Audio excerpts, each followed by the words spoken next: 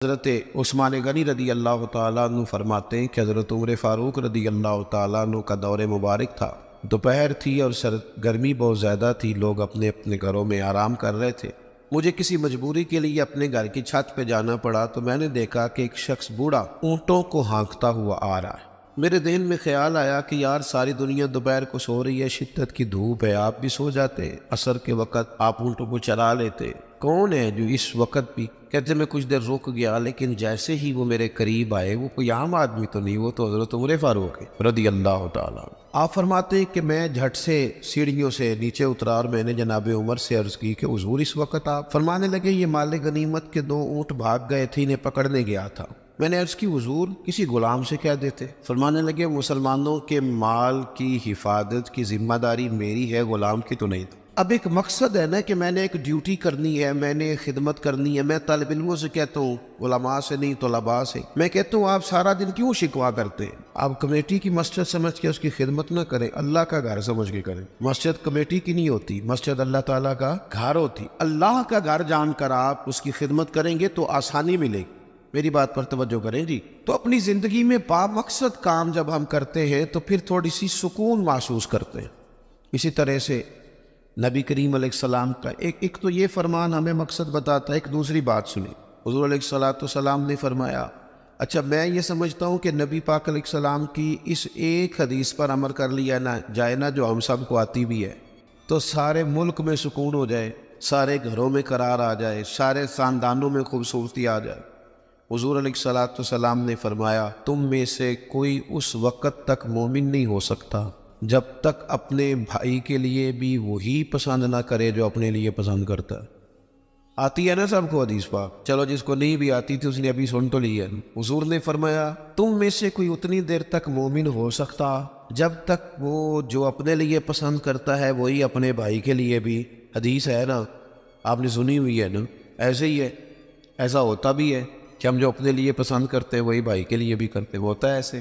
ہم پتہ کیا کرتے ہیں، دکان پہ کپڑے خریدنے جائیں نا تو کہتے ہیں یار کوئی کپڑے دکھا، سور سلوانا ہے، تو 2-4 جوڑے خود لے لیے، پھر اسی وہ عقیدہ ہے ان کو دین تو آن والے بھی وفا وہ کڑے ہوں نے جڑے پان والے نہیں ہوں۔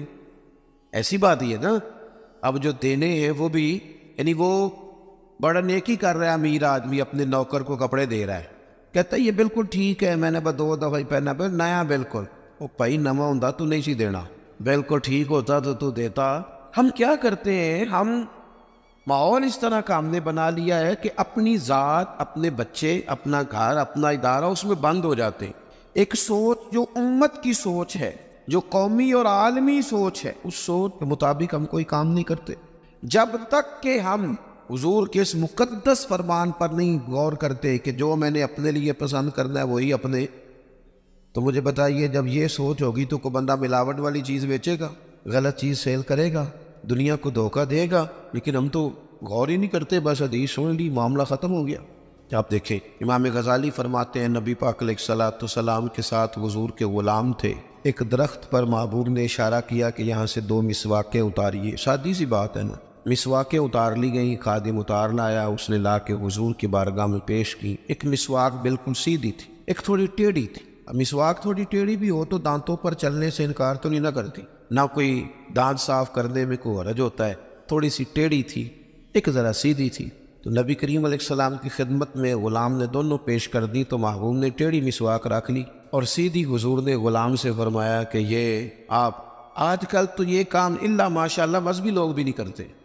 میں ایک جگہ دینی مدرسوں کے اہتمام کرنے والے جو لوگ تھے ان کی میٹنگ تھی، تو وہاں ایک صاحب نے بڑا تقویٰ بیان کیا، کہنے لگا میں نے کبھی مدرسے کی روٹی نہیں کھائی، حالانکہ مدرسے کا محتمم ہوں، میں نے نہیں کبھی چکھی، اتنا پرہیزگار ہوں۔ بعد میں میری باری آئی تو میں نے کہا جی میرا خیال ہے کہ آپ وہی روٹی کھایا کریں جو مدرسے میں پکتی ہے، آپ تقویٰ بدل دیں۔ آپ کو پتا تو بیچارے بچے کھاتے کیا ہیں، جو کچھ کمیٹی کے صدر کے گھر پکتا ہے اور جو محتمم کے گھر پکتا ہے اسے غور کرنی چاہیے کہ طلباء کو بھی وہی دے رہا ہے، ان کے ساتھ بھی رویہ وہی ہے۔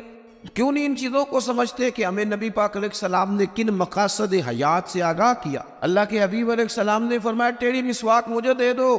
عرض کی حضور میرے ماں باپ قربان ہو، میری روح میری جان قربان ہو، آپ سیدھی رکھیں۔ حضور نے فرمایا نا بھائی میں نے خود ہی تو امت کو قانون دیا ہے کہ مومن وہ ہے جو اپنے لیے پسند کرے وہی اپنے بھائی کے لیے بھی پسند کرے۔ اخلاقاً ایک بات اپنے دل سے پوچھے، میں اپنے آپ سے پوچھوں، کیا ہمارا بہو کے بارے میں بھی وہی ذہن ہے جو بیٹی کے بارے میں؟ وہ ساری گنجائشیں، وہ ساری معافیاں جو بیٹی کو ملتی ہیں، اور نہیں ابھی بچی ہے تو نہیں ابھی چھوٹی ہے تو نہیں ہم نے ابھی کام کرائے نہیں تو نہیں ابھی مطلب اس پر کوئی بوجھ ڈالا نہیں تھا تو نہیں ذرا یہاں ماحول اور تھا، یہ جتنی کہانیاں بیٹی کے حق میں یاد ہوتی ہیں، مومن تو وہ ہے نا جو اپنے لیے پسند کرے وہی اپنے، تو یہ ساری کہانیاں بہو کے حق میں کیوں نہیں یاد آتی؟ یہ کیوں نہیں یاد آتی؟ یہ جو ہم اپنے داماد کو مشورہ دے رہے ہوتے ہیں کہ چل پتر غصہ نہ کر، آہستہ آہستہ ٹھیک ہو جائے گی، تو یہ والا مشورہ اپنے بیٹے کو کیوں نہیں دیتے بہو کے حق میں؟ خدا کے بندو، جب مومن کے اعلیٰ اخلاق ہوتے، اس کے مقاصد حیات بڑے ہوتے، وہ چھوٹی چھوٹی کچی کمزور باتیں نہیں کرتا، خود غرض زندگی نہیں گزارتا، اس کا یہ سٹیٹس ہی نہیں ہوتا کہ بس اپنی ذات سے شروع اور اپنی ذات پر وہ ختم ہو جائے، وہ بڑی باتیں کرتا ہے، بڑے خیالات کا مالک ہوتا ہے، بڑے حوصلے ہوتے ہیں اس کا ظرف بڑا ہوتا ہے، اس کی سوچ بڑی ہوتی ہے، اس کا مزاج بڑا ہوتا ہے۔ تو اپنی زندگی کے اندر حضرت بایزید بستامی رحمۃ اللہ علیہ کا ایک یہودی پڑوسی تھا اور مخالف بھی بڑا تھا، ساری زندگی اس نے حضرت بایزید کی مخالفت کی۔ کچھ لوگوں کو پتہ ہوتا ہے کہ جس کی میں مخالفت کر رہا ہوں بندہ ٹھیک ہے، پر اندر کے حسد کا کیا کچھ نہیں جا سکتا، ساری زندگی حسد کرتے اس نے بھی کیا اور بڑی غلط باتیں پھیلائی۔ اس سے کوئی غلطی ہو گئی، اس یہودی سے جو یہودیوں کا عالم تھا، اس سے کوئی غلطی ہو گئی، یہودی اس سے ناراض ہو گئے، حالات اس کے خراب ہو گئے، اتنا غریب ہو گیا کہ وہ چراغ جلانے کو بھی پیسے کوئی نہیں، بچہ تھا چھوٹا سا، وہ اندھیرے میں ڈرتا تھا، روتا تھا۔ حضرت بایزید بستامی گھر آئے تو اپنی گھر والی سے پوچھنے لگے، کل بھی میں نے نوٹ کیا یہ بچہ روتا ہے، آج بھی نوٹ کیا، تو کہنے لگی وہ جو گھر والوں سے پوچھا جو بھی گھر میں موجود تھا، انہوں نے کہا جناب وہ غربت ہے، آپ کو پتہ ہے اس کے حالات بڑے کمزور ہو گئے ہیں، تو بچہ اندھیرے سے ڈرتا ہے، چراغ جلانے کو تیل کوئی نہیں، پیسے کوئی نہیں۔ دشمن نے ساری زندگی مخالفت کی، حضرت بایزید نے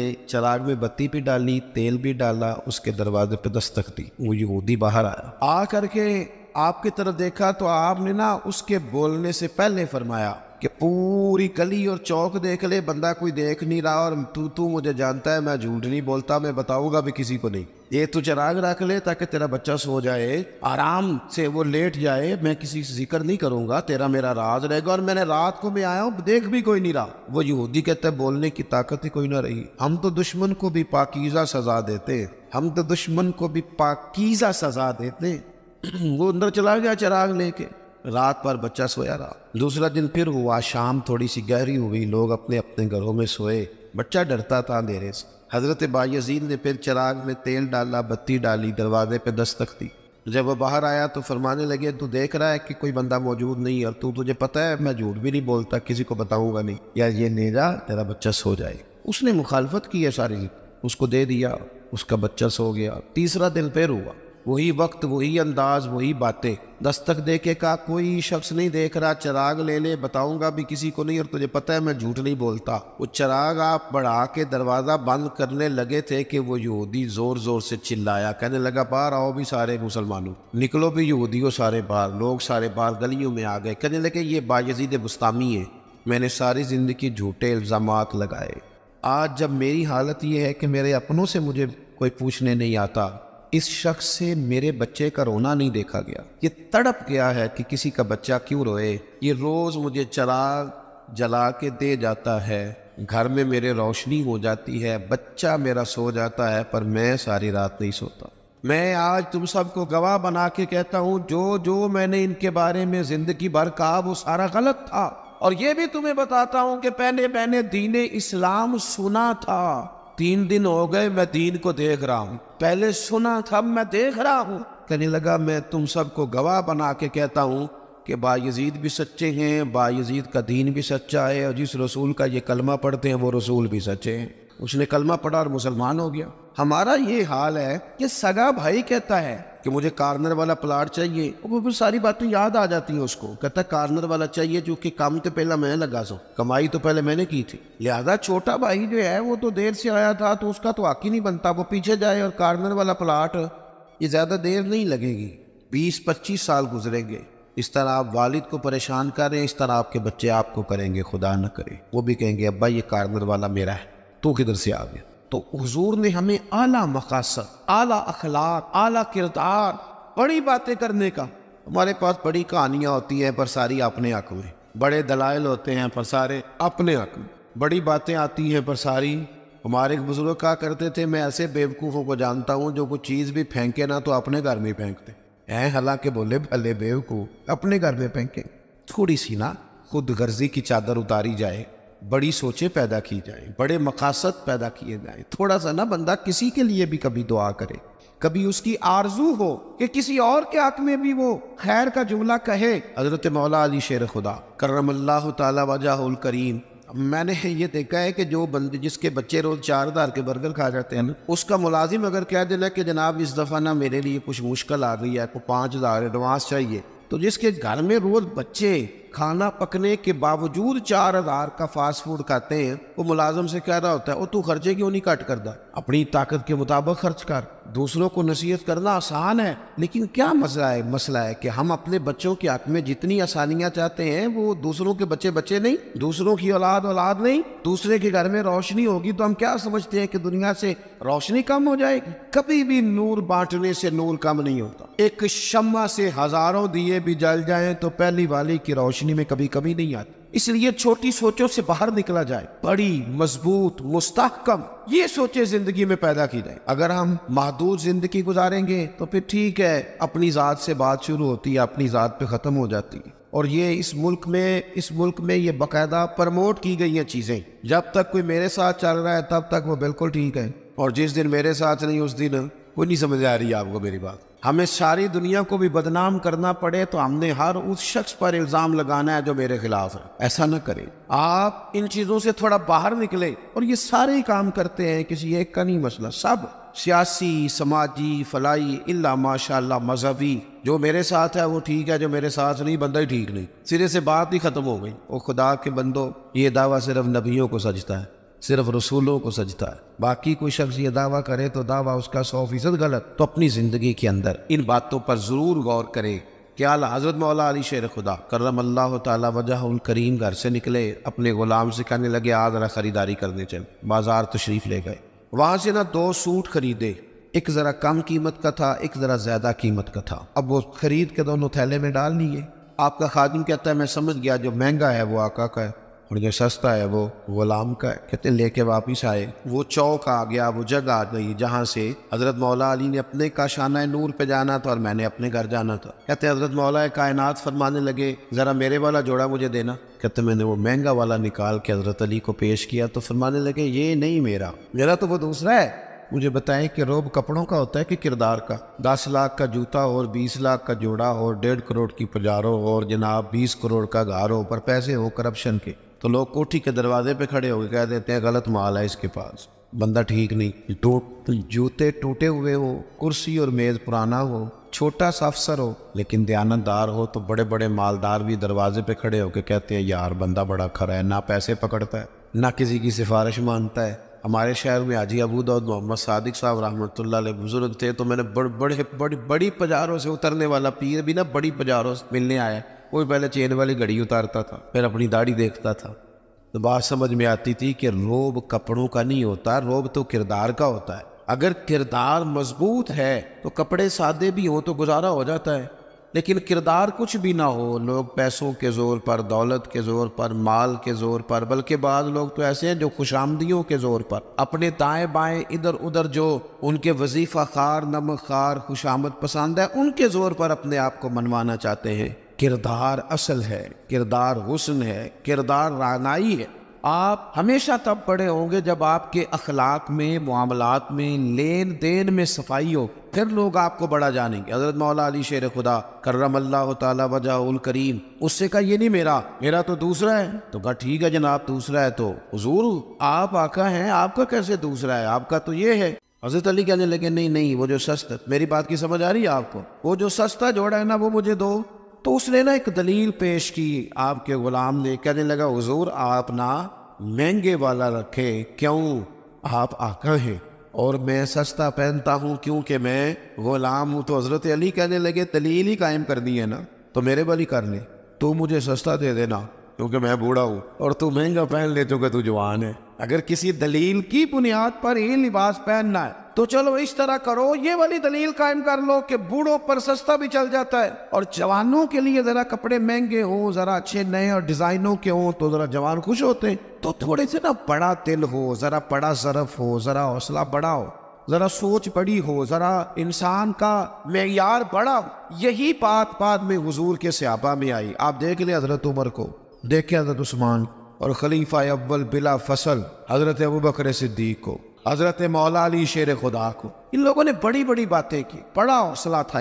یہ ہمیشہ انقلابی باتیں۔ حضرت عثمان غنی، ان کا مال آیا پڑا ہے۔ اب ہمارے ہاں تو لوگ مصنوعی قلت بھی پیدا کر لیتے ہیں، لیکن مال آیا ہوا ہے، قلت کے قحط کے دن ہے۔ آگے تاجروں نے کہا حضرت عثمان غنی سے کہ آپ جتنے کا خریدا ہے نا، ہم تحقیق بھی نہیں کرتے، ڈبل لے لیں، ہمیں دے دیں۔ حضرت عثمان کہنے لگے مجھے زیادہ نفع ملتا ہے۔ انہوں نے کہا 3 گنا لے لیں، کہنے لگے زیادہ ملتا ہے۔ 4 گنا لے لیں، فرمایا زیادہ ملتا ہے، کہنے لگے اس سے زیادہ ہم نہیں دے سکتے۔ وہ بندہ بتایا جو زیادہ دیتا ہے۔ حضرت عثمان غنی کہنے لگے مجھے تو 700 گنا کی امید ہے۔ جناب کس طرح؟ تو حضرت عثمان نے مسجد میں اعلان کروایا یا کسی ذریعے سے لوگوں تک پیغام پہنچایا کہ جو غریب گندم نہیں نہ خرید سکتا وہ آ کے لے جائے، آ کے لے جائے نا۔ فرمایا مجھے رب کی بارگاہ سے 700 گنا کی امید۔ تو بڑا دل ہو، بڑا حوصلہ ہو۔ بس بات ختم کرنے لگا ہوں۔ حضور کی جو اولاد پاک ہے اس کا بھی یہی مزاج، زندگی بھر سخاوتیں، لوگوں پر محبتیں، ان لوگوں کا درگزر، ان لوگوں کا اپنے لیے نہیں، انہوں نے جب بھی سوچا نبی کریم کی ساری امت کے لیے سوچا۔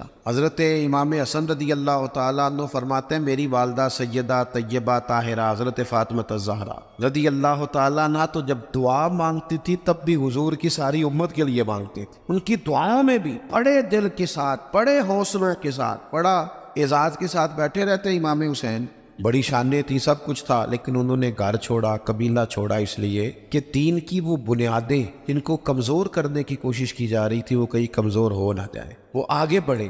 1,00,000 دینار آیا حضرت امام حسین کے پاس سویرے، چلو آپس وچ گل کرنے ہاں، آپس وچ ₹1,00,000 کون ہوئے تے مسیتے دینے پی جاندے، کنے دے دینے وچ آپس دی گل نہیں دسدے کسے کنے مسئلہ، چلیں بڑا کوئی زور لگائے گا تو 5,000 دے دے گا، 5,000۔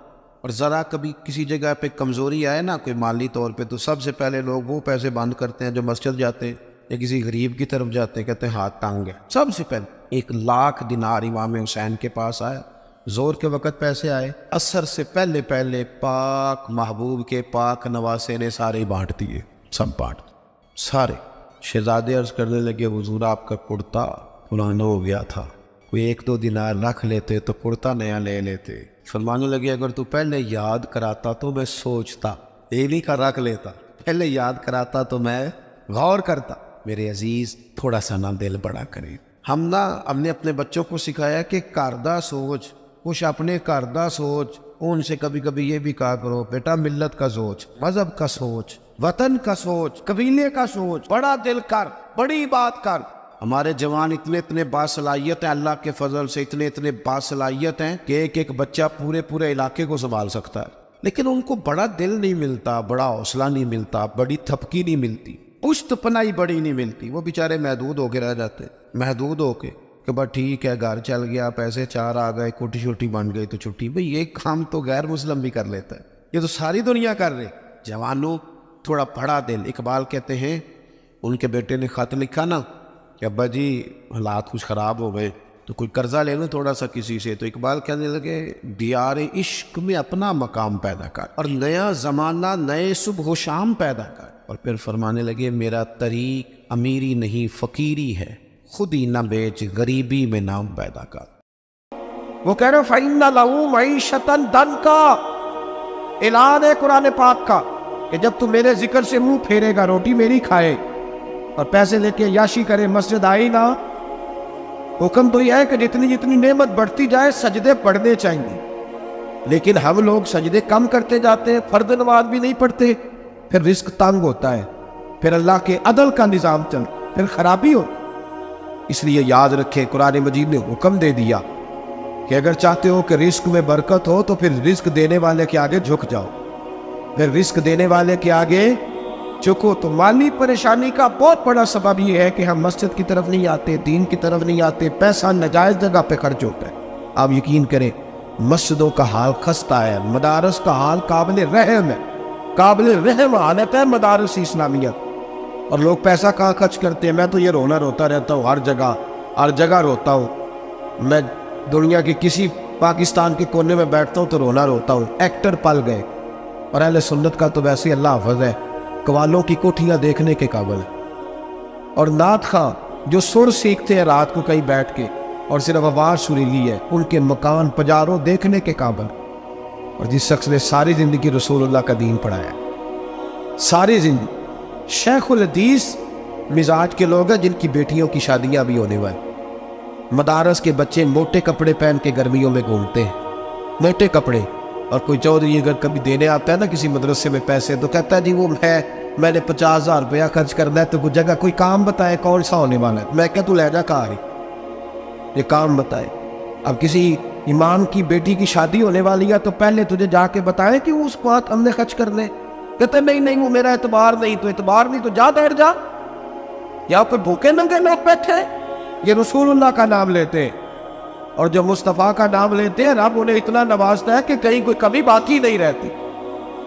वो कमाल कर देता है जब वो देता है। दरवाज़ा रसूल से जिसे मिलता है, मेरे आला हज़रत बोल के कौन देता है?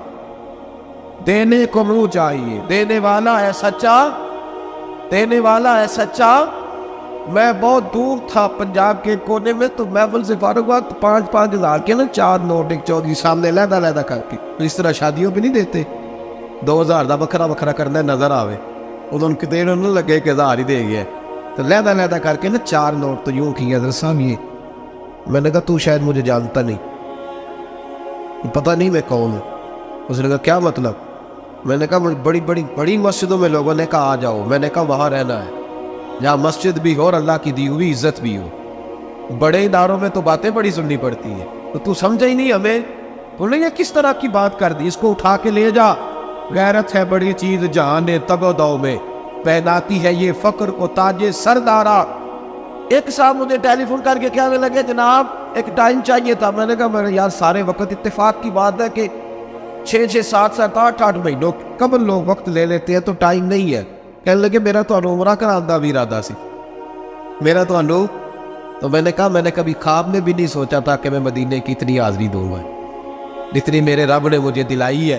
तो मुझे कौन सी बात बताता है, ये तो मेरे रब का फजल है। मीरा दी गल ना गरीबा दी गल है, मदीने च जाना नसीबा दी गल है। तो कैसी बात बताता है कि थोड़ा सा मैं इशारा दूंगा तो शायद बंदा जो है वो फौरी तौर पे पिघल जाएगा। ऐसा मसला ही कोई नहीं। मेरे रब का तो इतना करम है कि हमने ख्वाब में भी नहीं सोचा था कि इतना नवाजेगा। तो ये लोग गलत समझते हैं। मैं अपने मदरसे के तालिब इल्मों को कहता हूँ ज़िंदगी में सबसे अच्छा खाना अल्लाह तुम्हें देगा, और सबसे ज़्यादा अच्छा कपड़ा अल्लाह तुम्हें देगा, सबसे अच्छी गाड़ी अल्लाह तुम्हें देगा। बस एक शर्त है, सारी ज़िंदगी मोहम्मद अरबी के वफादार रहना, रसूलुल्लाह के निज़ाम से हुजूर के तरीके से कभी गद्दारी कभी ना करना। बड़ा नवाजेगा, और इतना नवाजेगा तुमने कभी सोचा भी नहीं होगा। तो याद रखें अल्लाह रिस्क में बरकत देता है, लेकिन उस वक्त जब हम अपनी ज़िंदगी हकीर करते हैं ना। अब जहाँ आने लगा हूँ वहाँ आपको लाना चाह रहा हूँ। हम पता क्या करते हैं, हाथ फैलाते।